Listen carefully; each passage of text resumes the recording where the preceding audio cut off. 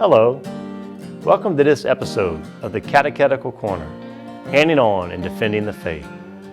In the previous episode, attendees at the workshop put on by the Office of Catechetics called Answering Atheism, the Philosophical Principles of Catechesis, were introduced to the iGen generation and their cultural view of the Catholic faith. Has God really been disproven by modern science? Or is that just a comfortable position for someone to take who has heard only one side of an argument and refused to hear a rebuttal because it could be as convincing, but it would demand a personal change in behavior that by cultural standards today is very inconvenient? Let's take an in-depth look at the cosmological argument for the existence of God and a philosophical refutation of scientism, a philosophy masquerading as science, and examine the evidence presented by modern skeptics such as Richard Dawkins. And let's see if the process of Darwinian evolution has disproven the reality of God. You and I, on the other hand, and everything else, as we're going to find out today, including the universe, could just as easily not be here as be here. One of the analogies I used when I was kind of sharing this with some people to prepare for the talk was, you guys understand causes and effects, right? It's easy. Everybody kind of understands that within time and space and in reality, the material universe. I'm the effect of the cause of my mom and dad coming together in a one flesh union. You are the effect, right, of your biological mom and dad coming together in a one flesh union. That's the cause of you being here. Had they not got together, you could just as easily not be here as what? As be here. So that makes you and me different than God, because our existence depends on something outside of us, not something from within us. My human nature can tell you a lot about what I am. It will not explain to you why I am. You and I are what we call philosophically contingent beings. So let's look at that definition. It's the opposite of necessary being. A being or entity which is dependent on a being or an entity outside of itself for its existence. That's how we're different than God. Our source of existence comes from something outside of us, not from something within the very nature of what we are. God, on the other hand, his essence of existence doesn't come from something outside of him. It comes from something of which he is totally an essence of from within. Does everybody understand that? Okay, that's really, really important to understanding the cosmological argument, which refutes a philosophical argument masquerading as science, known as scientism, which is what a lot of people have bought into when they say science has disproven the existence of God. Okay, so what's some other things we can know philosophically about the nature of God that's been revealed to us? We can come to know these things, like I said, through reason alone. First of all, God is immaterial. He's not made of matter. You and I are. Okay, which means he's not limited to any place or location within time and space. Second, God is immutable. It's a big word, it just means he's unchanging. Something that's immaterial can't grow and develop. Okay? God is eternal. He has no beginning and no what? You've heard it in Scripture, right? I'm the Alpha and the Omega. That's all Jesus is saying. I have no beginning, I have no end. Okay? So he's totally begotten with the Father. He was with God from the beginning. No beginning, no end. God is all-powerful. He is omnipotent. All right? And God, we say, is all-knowing, right? If he's a perfect person, then he can't reveal something to be one way at one time, and then later on we discover it's the exact opposite. Otherwise, he'd be contradicting himself and he wouldn't be a perfect person. And what do we hold that divine revelation is? Faith in what? Starts with an M. All the kids complain about it because it's hard to follow. Morals.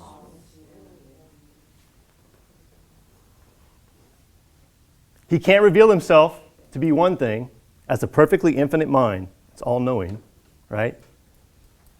And it contradicts itself later on, otherwise he ceases to be God. That in philosophy is what we talk about, a statement called the law of non-contradiction. Something can't be one thing at one time while being exactly the opposite at the same what? At the same time. Otherwise, it's false. It's not true. So those are some properties about God. Now, I talked about Thomas Aquinas earlier. One of his major works that people refer to, it's called A Beginner's Guide to Theology. It's called the Summa Theologica, and it's a really great work, and he gives the arguments. It comes in three parts. In the first part, these proofs for the this evidence for the existence of God. And I think today a lot of people put evidence and proof in the same basket. It's a play on words. You don't have 100% proof of anything in this life. But we have a lot of evidence of things in this life that point us to a rational reason in our mind to assent to something and believe that it's true. So evidence of something is not 100% proof, and it can't be, because if God would give you 100% proof that you had to follow him, he wouldn't be a God of love, because he'd take away your free will and he would coerce you in having to believe in him. So he's not going to do that. In the first part of the Summa Theologica, Thomas argues for the existence of God. In fact, that's where he starts, by asking questions. The Catholic faith has never rejected people asking questions. It encourages people to ask questions because it has an answer, no matter how complicated the question is.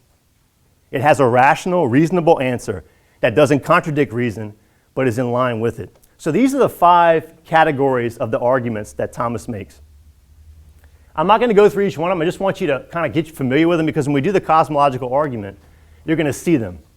The first one is that, once again, what is the essence of God? It's to not have the potential to be or not to be. He's simply what? Is existence. So he is the uncaused cause. He is the ground of all existence, and everything else that comes in existence has its source of existence through and from him. Okay? He is the unmoved mover. I gave this example yesterday to a young lady who was 23. I was practicing with her, talking about the talk. You guys have seen trains, huh, in Lafayette? I mean, like when you go into the diocese, if you're in Lafayette, there's this big, long train line. I got stopped by one today. It was really aggravating when I was trying to get to work. But there was this long line of boxcars, right?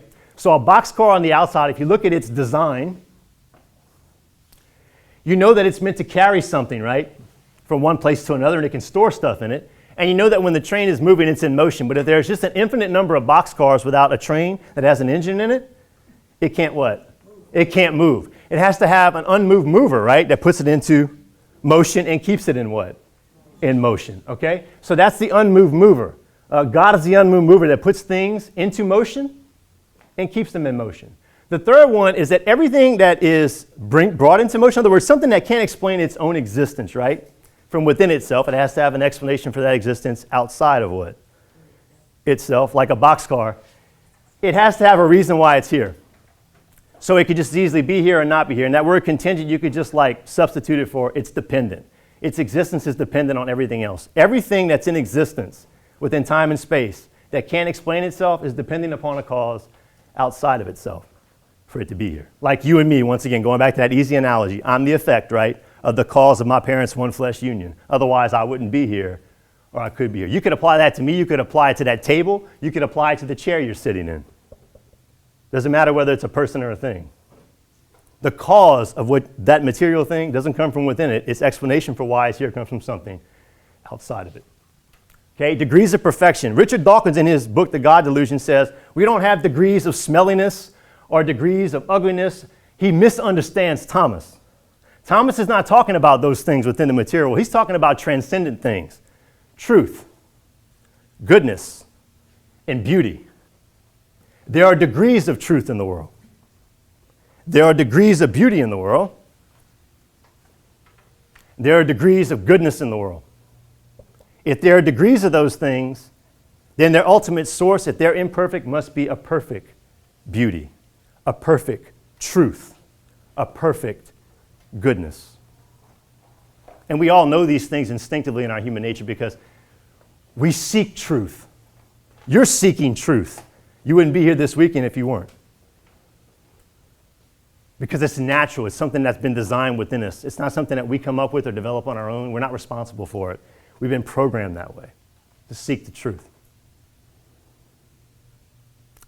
Okay, so Thomas, he would actually agree. In fact, the first part of the Summa is he's addressing a question. He says, is it self-evident that God exists? In other words, do you just wake up in your human nature and realize that God exists? And he would actually agree with Richard Dawkins and the skeptics here. He would say no.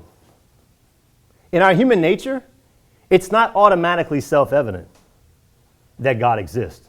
But we can come to know that God what? That God exists. So he agrees with the psalmist in Psalm 52:1 who says, only a fool in his heart says, there is no God.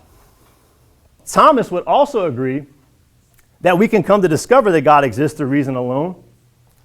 And that's in line with what we see in divine revelation in sacred scripture. In St. Paul's first letter to the Romans, if you have not read St. Paul's letter to the Romans, I would really encourage you to read St. Paul's first letter to the Romans. Everything we teach about natural law and the nature of the human person and human sexuality can be summed up in the first 2 chapters of Paul's letter to the Romans.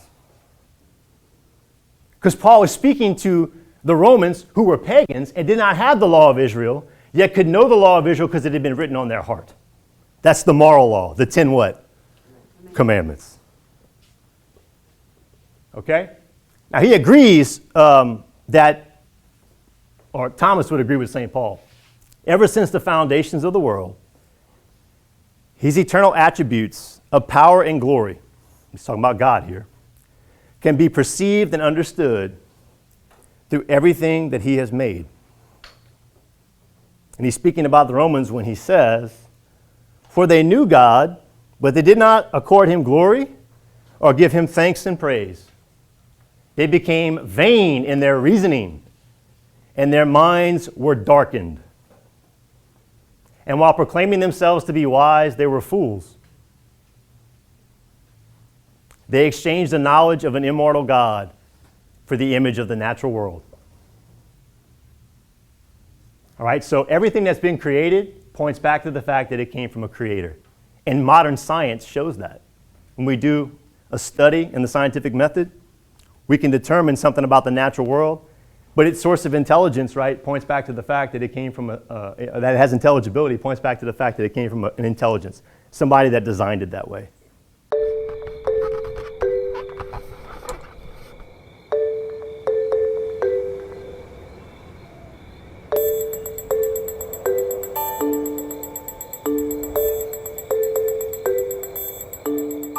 Does God exist? Or is the material universe all that is, or ever was, or ever will be? One approach to answering this question is the cosmological argument. It goes like this: whatever begins to exist has a cause. The universe began to exist, therefore, the universe has a cause. Is the first premise true? Let's consider. Believing that something can pop into existence without a cause is more of a stretch than believing in magic. At least with magic, you've got a hat and a magician. And if something can come into being from nothing, then why don't we see this happening all the time? No, everyday experience and scientific evidence confirm our first premise. If something begins to exist, it must have a cause. But what about our second premise? Did the universe begin, or has it always existed? Atheists have typically said that the universe has been here forever. The universe is just there, and that's all. First, let's consider the second law of thermodynamics. It tells us the universe is slowly running out of usable energy, and that's the point. If the universe had been here forever, it would have run out of usable energy by now. The second law points us to a universe that has a definite beginning. This is further confirmed by a series of remarkable scientific discoveries. In 1915, Albert Einstein presented his general theory of relativity. This allowed us, for the first time, to talk meaningfully about the past history of the universe. Next, Alexander Friedmann and George Lemaitre, each working with Einstein's equations, predicted that the universe is expanding. Then in 1929, Edwin Hubble measured the red shift in light from distant galaxies. This empirical evidence confirmed not only that the universe is expanding, but that it sprang into being from a single point in the finite past. It was a monumental discovery, almost beyond comprehension. However, not everyone is fond of a finite universe, So it wasn't long before alternative models popped into existence, but one by one, these models failed to stand the test of time. More recently, 3 leading cosmologists, Arvin Bord, Alan Guth, and Alexander Vilenkin, prove that any universe which has on average been expanding throughout its history cannot be eternal in the past, but must have an absolute beginning. This even applies to the multiverse, if there is such a thing. This means that scientists can no longer hide behind a past eternal universe. There is no escape. They have to face the problem of a cosmic beginning. Any adequate model must have a beginning, just like the standard model. It's quite plausible then that both premises of the argument are true. This means that the conclusion is also true. The universe has a cause. And since the universe can't cause itself, its cause must be beyond the space-time universe. It must be spaceless, timeless, immaterial, uncaused, and unimaginably powerful, much like God. The cosmological argument shows that, in fact, it is quite reasonable to believe that God does exist. Okay, so what I'll do is kind of walk you through the whole thing. The unique thing about Thomas's arguments about the 5 proofs or evidence for God is that he made them under the assumption that the universe was eternal. So, if science could prove the universe had a starting point in the beginning, it would make his arguments that much more powerful, because he was operating under the assumption that the universe was eternal when he made the philosophical arguments that he made. Modern physics has proven, without a shadow of a doubt, that 13.7 billion years ago, from an infinitely dense point in the finite past, the universe began to expand. And time, matter, space, and energy that are all relative to one another began to expand and are continuing to expand. See, time's like you and me. It's a created thing. It doesn't exist outside the universe. It's the measurement of change. Look at your baby picture and take a picture today. You'll see. It's just as created as you and I are. It can't explain why it's here. It can only explain what it is. Okay? We know it today as the Big Bang Theory. Now, what most young people don't know, and I always enjoyed kind of talking to them about it, as I'm going to show you in just a few minutes, is that it was actually a Catholic priest in 1929, around that time, who was also a quantum physicist, who came up with the science that challenged Albert Einstein's theory of relativity. That came up with the science necessary for the Big Bang Theory. So my first question to somebody is, how can somebody who's totally convicted of divine revelation and everything that's been revealed in sacred scripture and sacred tradition and be wholeheartedly and convincingly Catholic come up with the science necessary to prove the existence of the beginning of the universe if faith and reason contradict? That's impossible. So what is the cosmological argument? So let's kind of talk about it. The universe has no explanation. The universe explains itself from within itself. It gives you an explanation why it's here. And if it can't do that, then it can only explain to you what it is, not what. Not why it is. Because that source comes not from within it, but something outside of it. Okay? And if it can't explain itself, then its explanation is that God calls the universe. Okay, now we saw in the video I just showed you, Bertrand Russell, they quoted him, right? States the universe is just there. It needs no explanation. It's been there infinitely. But we found out from the video that that's not true. We found out that the universe is like any other material thing in it. It could just as easily be here as not be here, just like you and me. So why is it here? Okay, this is Father George Lemaitre, and I think you'll all know who Albert what? Einstein is. Okay, everybody knows who he is. In the video, it talked about how modern quantum physics has proven something called the second law of thermodynamics. And all that means, I'm going to give you the technical definition, I'm going to give you a practical application of it. It means that matter and energy, which are relative to one another in time and space, right? They're constantly moving toward disorder. Now that's important because that's why when you go at lunchtime and you're working and you bring something to the microwave and you heat it up, right? And you leave it out on the table for too long after you've heated it up and you forgot it because you get busy doing something else. It was hot for a little while and all of a sudden it got what? It got cold. The second law of thermodynamics causes that. Anybody here play pool? Like, you rack up the pool balls and you hit it with the cue stick and the cue ball and it hits the balls and it breaks them up. It moves from an order to disorder, right? All over the table. The second law of thermodynamics produces something in the universe which is absolutely necessary. In other words, all life is dependent on the presence of this in the universe. It's called entropy.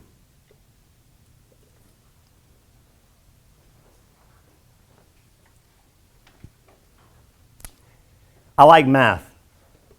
Do you know what the statistical probability of entropy being present in our universe is? And this is not from me.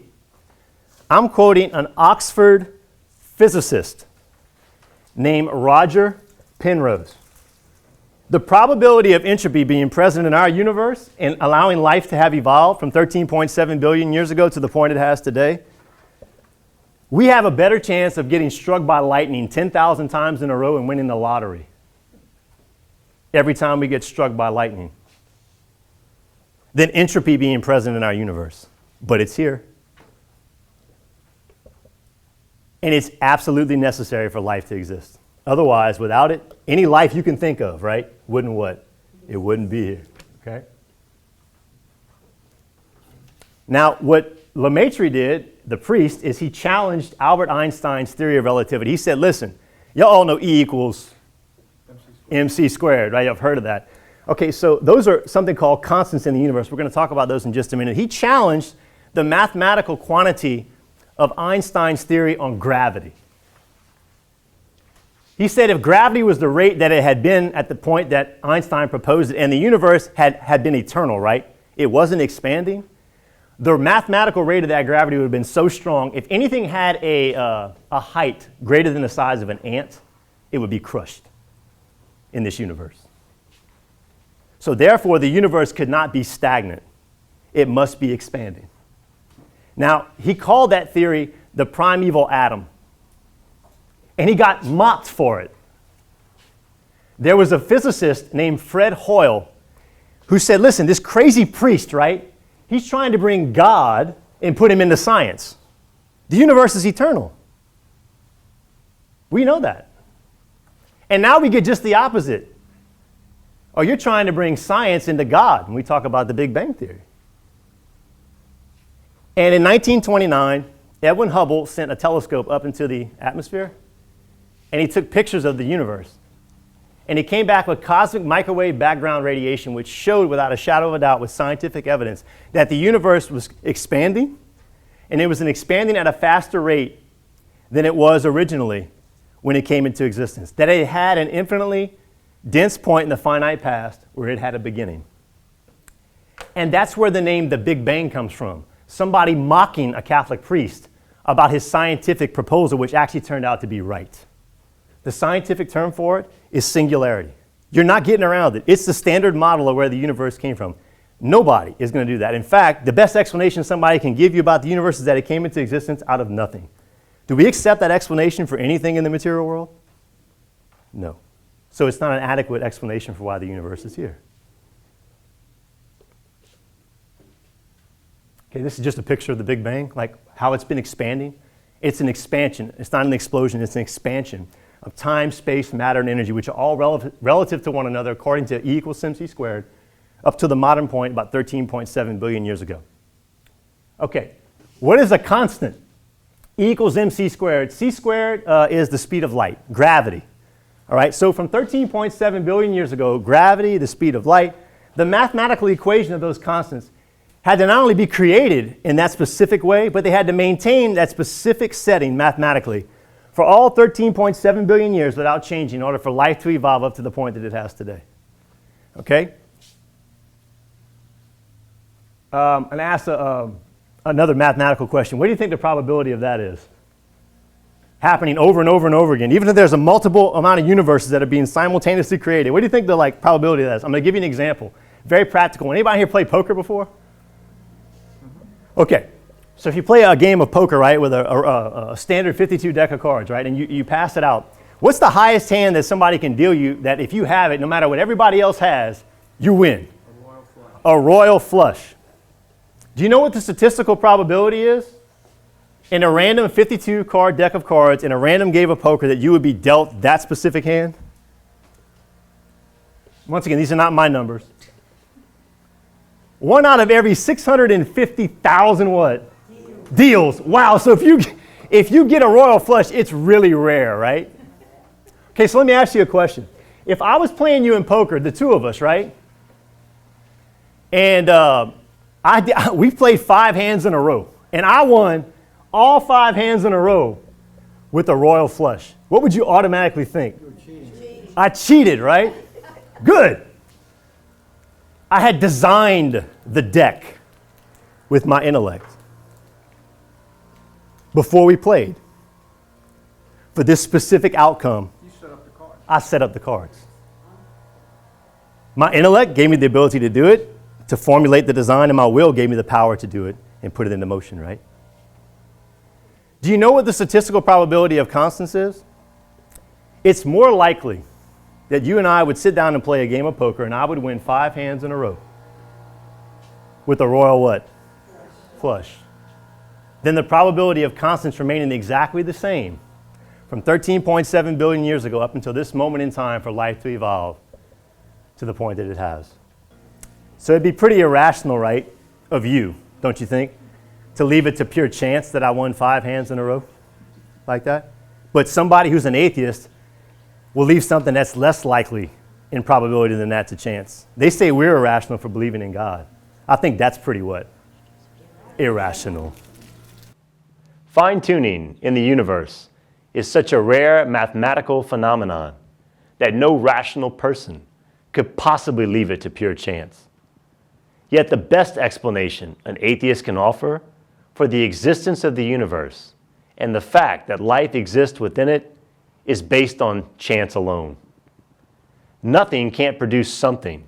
In fact, all it can produce is absolutely nothing. Based on the conclusions of the cosmological argument, it would take more naive faith to be an atheist than to be a believer. Thanks for tuning into this episode of the Catechetical Corner, handing on and defending the faith. Join us next time as we take a look at the scientific explanation for fine-tuning in the universe and why Richard Dawkins' assertion that biological evolution has done away with the need for God is a bankrupt proposal, and begin to explore the differences between a theistic worldview and a materialist worldview.